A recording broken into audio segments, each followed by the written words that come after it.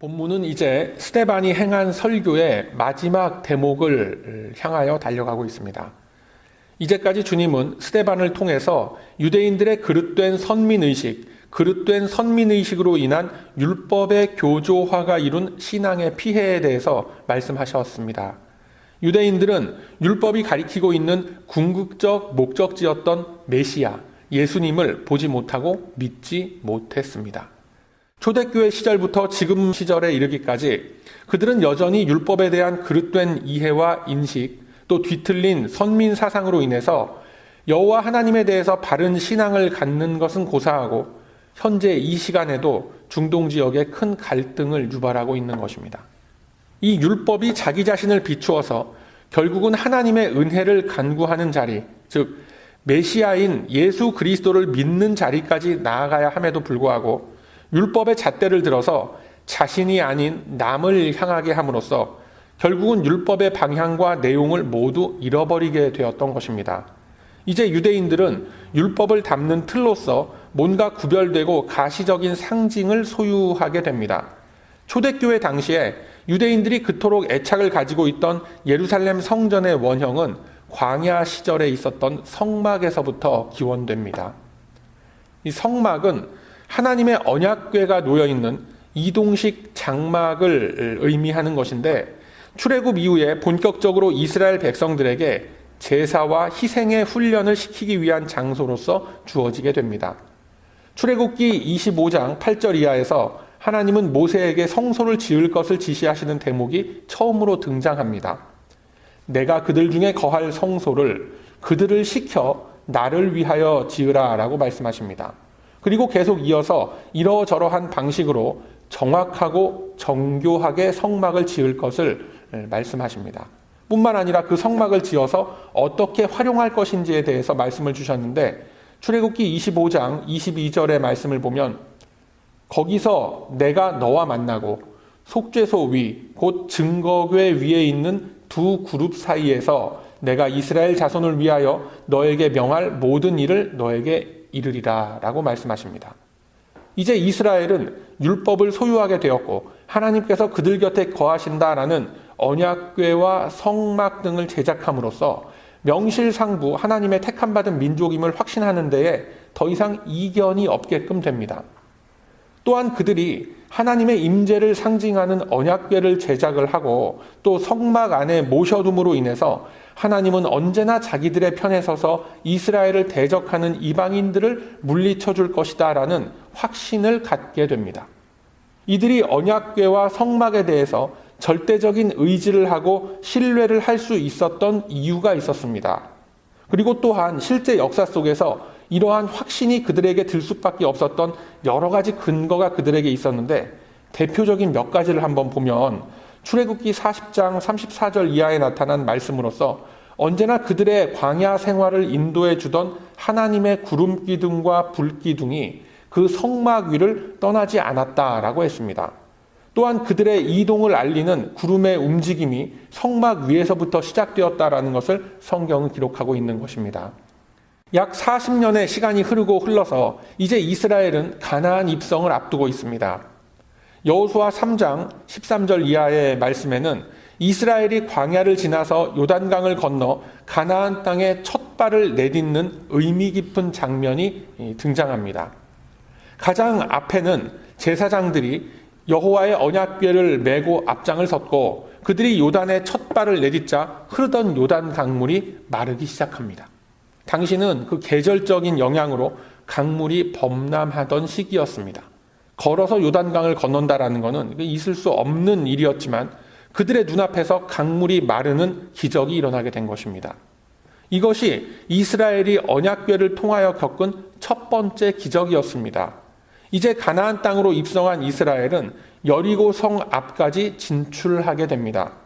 여리고 성만 함락을 시키고 나면 가나안 땅을 정복하는 데 있어서 이제 8분 능선을 넘었다라고 할 만큼 여리고 성은 큰 성이었고 가나안 지역을 대표하는 성이었습니다. 여호수아 6장 15절 이하의 말씀을 보면 이스라엘은 여리고 성 사람들과 전쟁을 벌이거나 어떤 접촉을 하거나 한 것이 아니었습니다. 그냥 정탐꾼을 한번 보냈을 뿐이었죠. 하나님께서 말씀하신 대로 언약궤를 메고 그 성 주변을 뱅뱅 돌기만 했습니다. 그러던 7째 날에 이르러서 그들은 특별히 7바퀴를 돌았고 나팔을 불고 소리를 지르게 되었습니다. 그러자 견고한 철옹성 같다라고 했던 여리고성이 아무런 이 싸움 한번 못 해보고 와르르 무너져 버립니다. 이스라엘은 그들의 힘으로는 도저히 상대할 수 없었던 여리고성에 무혈 입성하게 되는 겁니다. 이러한 역사적인 체험으로 인해서 이스라엘은 그들이 소유한 언약궤에 대해서 절대적인 믿음을 갖게 됩니다. 즉 그들은 자신들이 하나님을 소유하고 있다라고 생각하게 되었고, 그들이 옮겨 다닐 때마다 하나님은 당연히 그들과 함께 다니시면서 이스라엘을 지켜주신다라고 생각하게 된 겁니다. 마치 이 알라딘의 마술 램프와도 같이 자신들이 휴대하고 다니면서 언제고 이스라엘의 부족함과 이스라엘의 그 고통들을 해결해 주는 수단으로서 성막을 여기게 되는 것입니다. 그렇게 오랜 시간 동안 성막을 소유하고 있다 보니까 점점 하나님에 대한 경외함은 무뎌지게 되었고, 가나안 거민들이 모시고 있던 웅장한 그 이방 신전에 눈길이 가게 됩니다. 당연하죠. 그 가죽으로 지은 그 별것 아닌 것 같은 그 성막을 보다가 이방 민족들이 그 화려하게 지어놓은 궁전 같은 이방 신전을 보니까 당연히 눈길이 가게 되는 겁니다. 그런데 이처럼 하나님의 임재하심을 나타내고 신비한 능력을 상징한다라고 여겼던 그 언약궤가 블레셋과의 전쟁을 통해서 뺏기는 일이 벌어집니다. 당시 엘리 제사장의 두 아들이 이 전쟁에서 사망하는 일이 벌어졌고, 두 아들의 사망 소식과 함께 언약궤가 이방인들의 손에 들어갔다라는 이 충격적인 비보를 접한 엘리 제사장은 그 자리에서 쇼크로 인해서 쓰러지게 되고 목이 부러져서 죽게 됩니다. 당시 세계의 세계관은 지금의 우리들이 생각하기에는 좀 괴리감이 있습니다만, 이스라엘의 언약궤를 포획한 블레셋은 이스라엘의 여호와 하나님마저도 자기들이 포로로 잡았다라고 생각하게 되는 거예요. 언약궤를 그들이 섬기는 다곤 신전에 함께 들여놓았는데, 그 다음날 아침에 가서 보니까 그 다곤 신상이 산산조각이 나서 땅에 널브러져 있더라라는 거예요. 겁에 질린 블레셋 사람들이 언약궤를 다른 지역으로 옮겨다 놓았는데, 가는 곳마다 블레셋 사람들에게 그 재앙이 임하게 됩니다. 이 7달 동안을 블레셋 진영에 머물던 하나님의 언약궤는 결국 이스라엘에 보관되어지게 되고, 기랏 여아림이란 지역에 다윗이 왕위에 오르는 시점까지 다 보관되어지게 됩니다. 이 사건으로 인해서 여호와 하나님의 언약궤는 더욱 강력한 효력이 있다라고 믿어지게 되고, 이스라엘 사람들이 감히 이 언약궤를 놓고 이렇다 저렇다 말을 하지 못하게 됩니다. 그 이후의 역사는 여러분들이 다 잘 아시는 바와 같이 어지러운 시절을 겪은 후에 드디어 이스라엘에 하나님의 마음에 합한 자라는 이 다윗 왕이 세워지게 되고, 언약궤는 기럇 여아림에서부터 다윗 궁의 한쪽에 자리한 장막으로 옮겨지게 됩니다. 이제 이스라엘은 무서울 것이 없는 태평성대를 누리게 됩니다.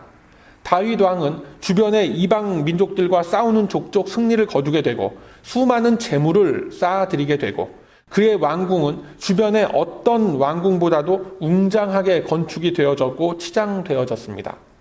이 시대가 바로 이스라엘 역사상 최고의 전성시대였고, 이 스데반의 시대에 이르기까지, 그리고 지금 21세기까지 유대인들이 그토록 간절히 원하는 다윗 왕조의 영광이 가장 강력하게 드러났던 시기였습니다.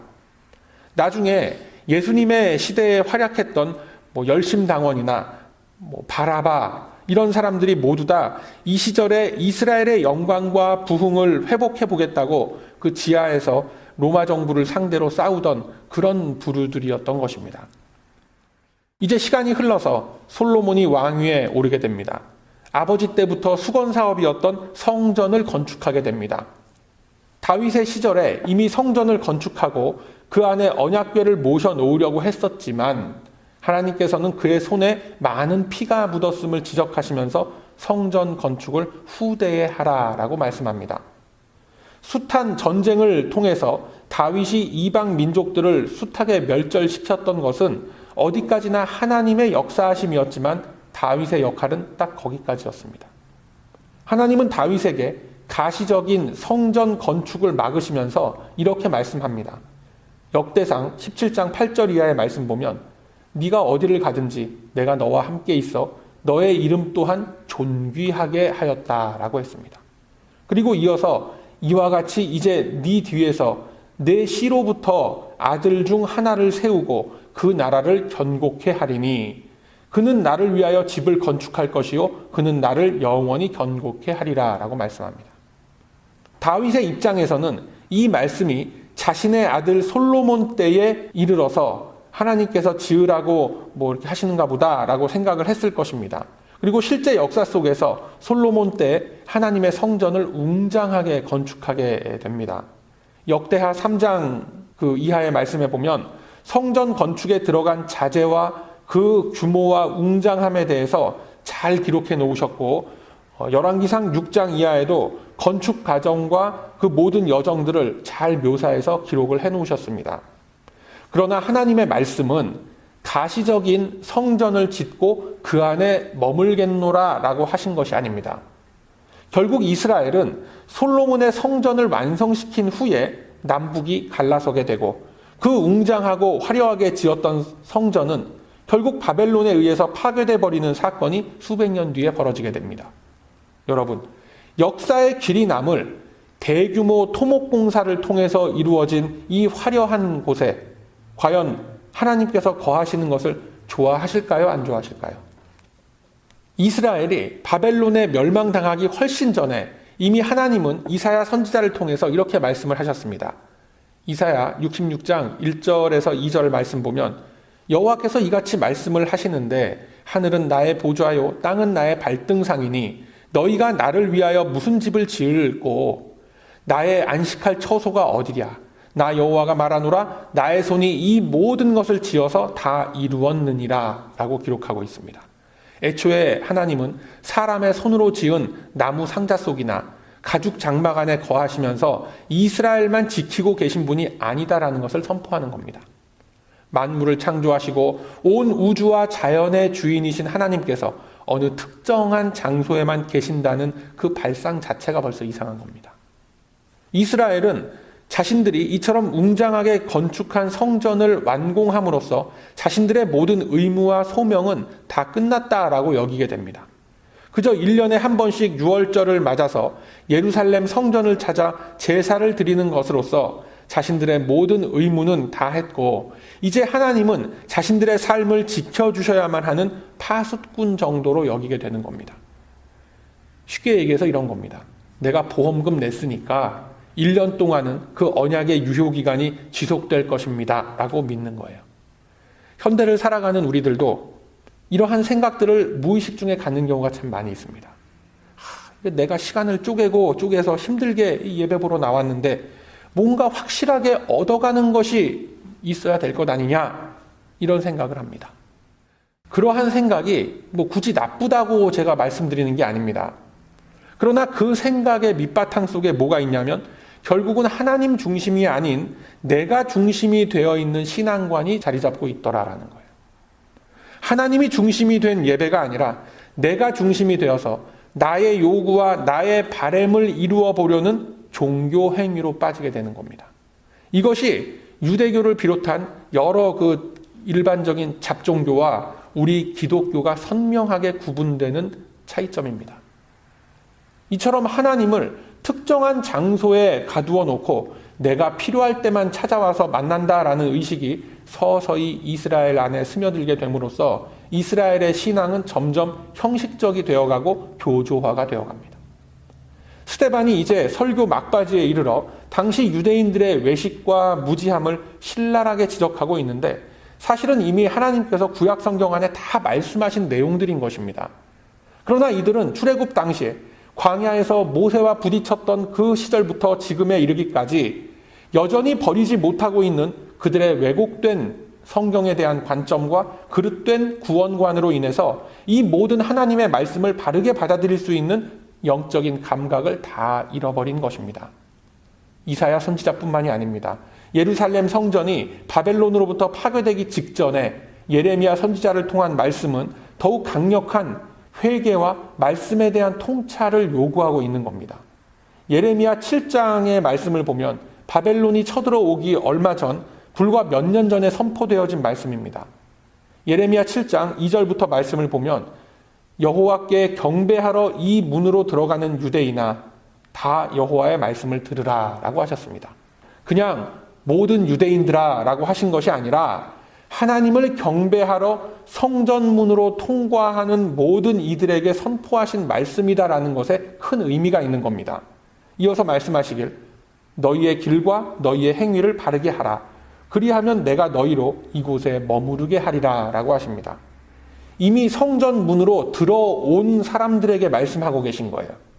다시 뒤집어서 생각을 해보면 그들이 이곳을, 하나님의 성전을 하나님이 계신 성전이라고 찾아오기는 하지만 사실 하나님을 만나지는 못할 것이다 라는 뜻이기도 한 것입니다. 이어지는 예레미야 7장 4절 이하의 말씀을 보면 아주 무시무시한 말씀이 기록이 되어 있습니다. 너희는 이것이 여호와의 전이라 여호와의 전이라 여호와의 전이라 하는 거짓말을 믿지 말라라고 하십니다. 즉 말씀드린 것과 같이 그들이 조상 대대로 수건 사업으로 여겼고 실제로 모든 국력을 동원해서 건축한 이 예루살렘 성전이 사실은 하나님의 집이 아니라는 겁니다. 왜 이렇게 싸늘하고 냉정하게 말씀을 하실까요? 그 다음 구절에 답이 있는 거예요. 그들은 하나님을 섬긴다라고 하면서 실제로 하나님을 섬기는 사람다운 삶을 살아가지 못한 거예요. 율법을 소유한 유일한 선민이라고 자부했지만 율법이 가리키는 것은 바라보지 못한 사람들이었습니다. 성전을 애써서 지었지만 실제 살아가는 모습은 성전과 같이 아름답지 못했고 그들의 내면에는 성전이 아니라 마귀의 구렬로 가득 차 있었던 겁니다. 그들은 입으로는 하나님 앞에 나와서 제사 드리면서 죄 씻음을 받는다라고 하지만 하나님의 꾸짖으심은 가혹하리만큼 냉정합니다. 너희들이 도적질하고 살인하고 간음하고 거짓 맹세하고 바알에게 분향을 하고 심지어 알지도 못하는 다른 신을 쫓으면서 성전에 들어와서는 구원을 받았나이다 라고 하느냐라고 가차없이 책망을 하십니다. 즉 하나님께서 성경 전반에 걸쳐서 이스라엘을 꾸짖으시는 것은 그들이 성전이라는 일정한 장소에 하나님을 가둬놓고 실제로 그 성전을 세우게 하신 하나님께서 완성하신 구원의 역사는 믿지 않고 따르지 않고 있지 않느냐라는 것입니다. 바로 이 꾸짖음을 본문에 등장하는 스데반이 되풀이하고 있는 겁니다. 본문 51절 말씀 보면 목이 곧고 마음과 귀에 할례를 받지 못한 사람들아 라고 합니다. 그러면서 이스라엘이 열심히 따르던 육체에 대한 할례와 그들의 교만함에 대해서 지적을 하고 계십니다. 그리고 이어서 너희가 항상 성령을 거스려 너희 조상과 같이 하는구나 라고 합니다. 이스라엘 사람들이 들을 때는 기분 나쁠 얘기만 골라서 하고 있죠. 왜요? 그것이 사실이기 때문에 그런 것입니다. 이미 하나님은 신명기에서 말씀하시길 마음의 할례를 받고 마음의 가죽을 벗겨내라 라고 말씀하셨습니다. 이미 하나님은 유다 왕조가 멸망하기 전에 하나님은 사람이 지은 집에 계시지 않으시는 분이다라는 것을 선포하셨습니다. 뿐만 아니라 하나님은 이미 이 예루살렘 성전이 하나님의 전이라는 것은 거짓말이다라는 것을 확 다 폭로해 버리신 겁니다. 훗날 예수님은 요한복음 2장에서 이렇게 말씀하십니다. 예수님이 성전 안에 들어와 있는 그 장사꾼들을 다 뒤집어 엎으시는 그런 모습을 본 유대인들이 예수님의 권위를 의심합니다. 그러자 예수님이 말씀하시길 너희가 이 성전을 다 헐어버려라. 내가 사흘 동안에 다시 일으키리라 라고 말씀합니다. 말도 안 되는 소리라고 비웃는 유대인들은 이 말씀이 예수님께서 성전된 자기 육체를 가리켜서 하신 말씀이다라는 것을 몰랐던 겁니다. 여러분, 하나님께서는 애초에 성막을 짓게 하시고 솔로몬의 시대에 비로소 성전을 건축하게 하시고 포로 귀환 이후에도 나라가 혼란스럽고 질서가 제대로 잡히지 않은 상태에서도 성전을 짓게끔 하셨습니다. 이것은 곧 성전이라고 표현되는 어떤 부동산을 소유하는 것이 궁극적인 목적이 아니라 그 성막과 언약궤, 성전 등이 상징하는 하나님의 동행하심, 그리스도의 순종과 그리스도의 희생을 보고 배워라라는 시청각 교제로서 이스라엘에게 주신 것이었다라는 것을 여러분 꼭 기억하시길 바랍니다. 그토록 정교하고 세밀한 부분까지 하나님께서 직접 가르치시면서 성막을 짓고 또 나아가서는 성전을 짓게끔 하신 것은 그만큼 하나님을 예배하고 섬기는 삶이 얼마만큼 규모와 질서가 있는 삶이다라는 것을 우리들에게 직접 보여주시기 위함인 것입니다. 사람이 지은 것 안에 거하지 않으시는 하나님께서 이스라엘의 조상들에게 힘들고 애써서 그 성전을 건축하라라고 허락하셨던 것은 그 성전이 의미하는 메시아의 강림과 그가 이루실 구원의 완성을 바라보고 누리라라는 것이었습니다. 이제 성전 그 자체이신 예수님께서 부르심을 입은 또 앞으로 입게 될 모든 사람들을 위해서 대속의 십자가를 지심으로써 성전은 더 이상 그 존재 가치를 잃어버리게 되고 폐해지게 된 겁니다. 그리고 그 자리에 이제는 교회가 세워지게 된 것입니다. 여러분, 교회는 장소가 아닙니다. 예배드리는 장소인 이 예배당은 주소가 존재하고 건축물이라는 이 구조 속에 갇혀 있습니다. 그러나 교회는 주소가 존재하지 않고 건물이라는 틀 안에 갇혀 있는 것이 아닙니다. 교회는 바로 그리스도의 몸이며 그 몸을 이룬 우리들 지체 한 사람 한 사람을 의미하는 것입니다. 우리들이 받는 이 성찬의 예식이 바로 그것을 증거하는 거예요. 메시아께서 친히 십자가에 달리셔서 찢기시고 흘리신 그 피를 우리들이 믿음으로 받으면서 우리 안에 교회가 세워지는 겁니다. 교회는 눈에 보일 수도 있고 눈에 보이지 않을 수도 있습니다. 교회는 건물 안에 있을 수도 있고 건물 밖에 있을 수도 있습니다. 교회는 장소가 아니라 하나님의 통치가 이루어지는 삶의 공간 모두를 일컫는 거룩한 표현인 것입니다. 이 사실을 예수님은 수가성 여인, 우리들이 우물가의 여인으로 알고 있는 이 여인과의 대화를 통해서 알려주고 계십니다. 이 여인이 예수님에게 질문을 합니다. 우리 조상들은 이 산에서 예배를 드렸고 당신네 유대인들은 예배할 곳이 오직 예루살렘이라고 합디다 라고 말하죠.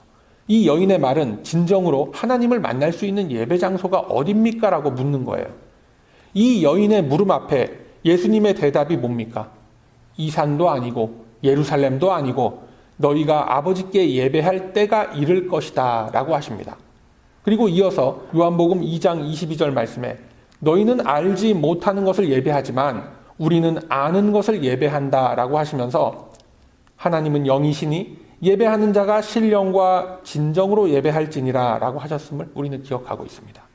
장소를 묻는 질문 앞에서 예수님은 동문서답하시는 것 같습니다. 예수님은 때와 방법에 대해서 말씀하고 계세요. 좀 전에 우리들이 살펴본 이사야 61장의 말씀, 즉 하나님은 사람이 손으로 만든 곳에 거하지 않으신다라는 말씀과 예레미야 7장 이곳이 여호와의 전이라고 하는 거짓말을 믿지 말라는 이 말씀들의 최종적인 결론을 요한복음 4장에서 주고 계신 것입니다. 즉 예배라는 것, 하나님을 섬긴다는 것의 목적과 수단과 의미가 새롭게 강조되고 있다는 것을 볼 수 있는 겁니다. 이 스데반의 지적을 통해서 하나님은 이제 율법에 기초한 율법주의 정신에 기초한 성전이 아니라 장소에 국한된 성전이 아니라 이제는 진정한 하나님의 나라가 우리의 심령 속에 세워졌음을, 이 땅 위에 세워졌음을 선포하고 계신 것입니다. 여러분, 하나님의 나라는 무소부재합니다. 장소가 아니라 하나님의 통치가 이루어지는 곳이 그곳이 하나님의 나라가 되는 겁니다.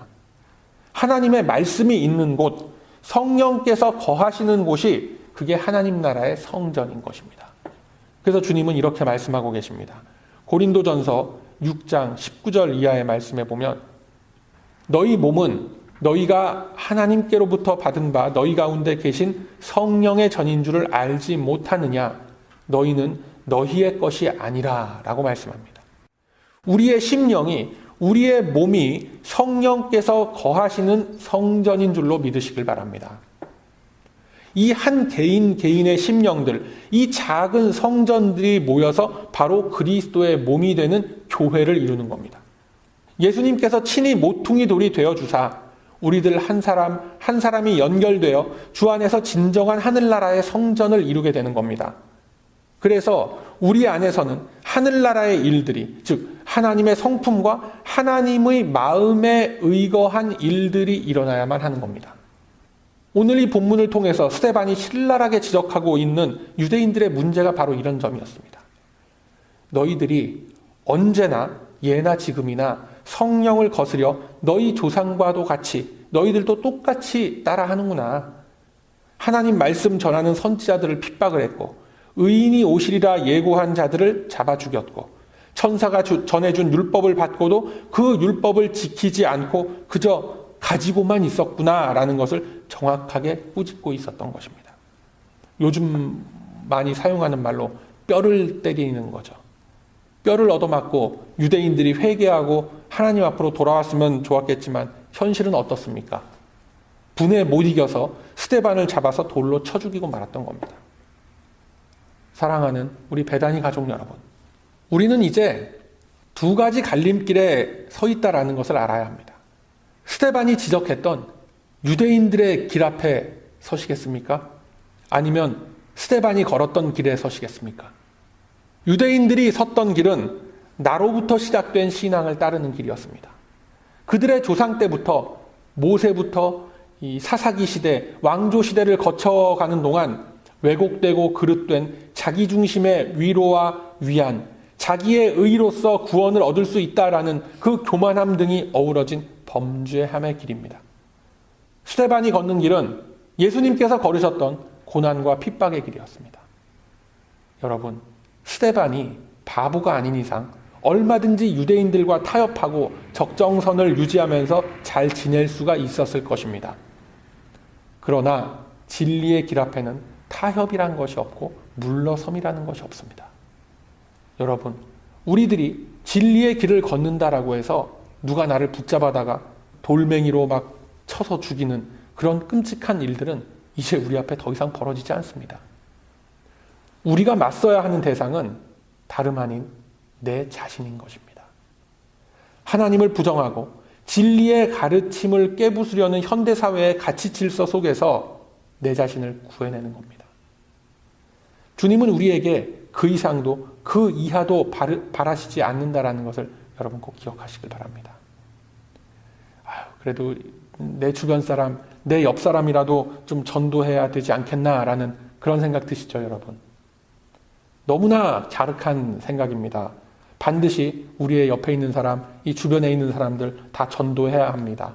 전도 열심히 하시고 전도에 힘써 주시길 바랍니다. 그런데 주님을 전하고 교회를 소개하는 나의 모습은 어떤지 먼저 한번 생각해 볼 수 있어야 합니다. 주님은 이런저러한 모습과 또 환경과 처지를 다 이용하셔서 그분의 예정된 섭리를 이루어 가시는 줄로 믿으시길 바랍니다. 우리의 연약한 모습이, 우리의 죄악된 모습이 나를 아무것도 하지 못하게 만드는 이 연약함의 합리화가 되어서는 안 됩니다. 우리들은 이제 진리의 길을 걸음으로써 스데반의 질책과 스데반의 죽음 그 너머에 있는 주님의 영광과 하늘나라의 소망을 우리의 심령 속에 품을 수 있어야 합니다. 우리 안에 계신 성령께서 우리 한 사람 한 사람을 아름다운 주님의 성전으로 삼아주셨습니다. 이 아름답고 정결하게 우리에게 주어진 이 성전 잘 가꾸고 꾸며 나아가시기를 바랍니다. 나 한 사람의 이 성전이 아름다워지고 깨끗해질 때 그 성전은 성장하게 되는 겁니다. 이 시대 많은 이들이 섬기는 교회의 그 성장과 부흥을 위해서 기도를 하는데 내가 성장하지 않으면 내가 섬기는 교회 역시 성장하지 못한다라는 것 꼭 기억하시길 바랍니다. 주께서 내 안에 지어주신 이 아름다운 성전을 온전한 주님의 전으로서 키워 나아가시길 바랍니다. 다윗의 위에 앉아서 영원토록 공평과 정의로 이것을 이루어 가실 하나님의 열심이 이를 반드시 이루실 것입니다. 그러함으로 이제는 주께서 내 안에 허락하신 귀한 전을 바르고 깨끗하게 세워감으로 이 소명의 길을 끝까지 함께 가시는 저와 여러분의 복된 인생길이 다 되시길 이 아침에 주님의 이름으로 축원드립니다. 아멘.